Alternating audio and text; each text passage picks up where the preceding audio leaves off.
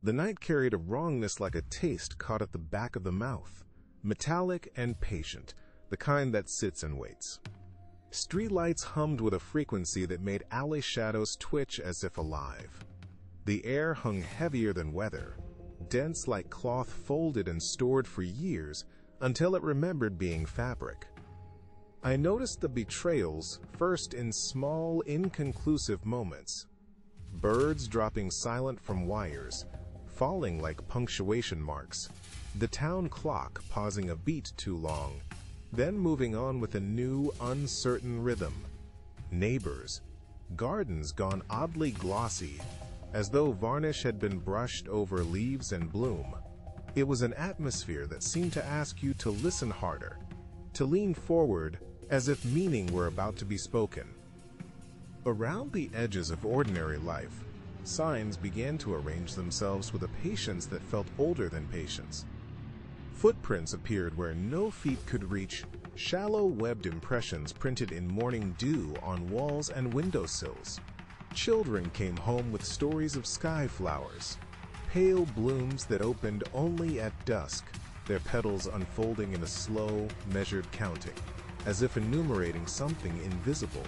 Radios muttered between stations with a new syntax, bursts of tone and pause that made dogs whine and put sleep into people's faces like a bad dream. I trusted my senses less, and the ledger of events more. Patterns unspooling in a language I did not know, but that repeated with deliberate insistence. My mind, once tidy as a set of shelves, started to sag. I caught my reflection in a storefront window and had the sudden impression that the glass had depth beyond the pane, a layered sea where my image hesitated and did not always return my expression. Names began to slip through my fingers. I would enter a room convinced I had spoken there minutes before, yet could not recall the words. I woke with the phantom taste of counting on my tongue. Faces in the crowd tilted the same way, all waiting for a cue, only they appeared to hear.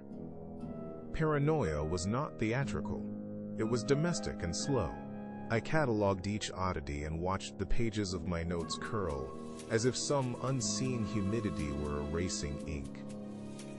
Confrontation arrived without trumpet, with geometry.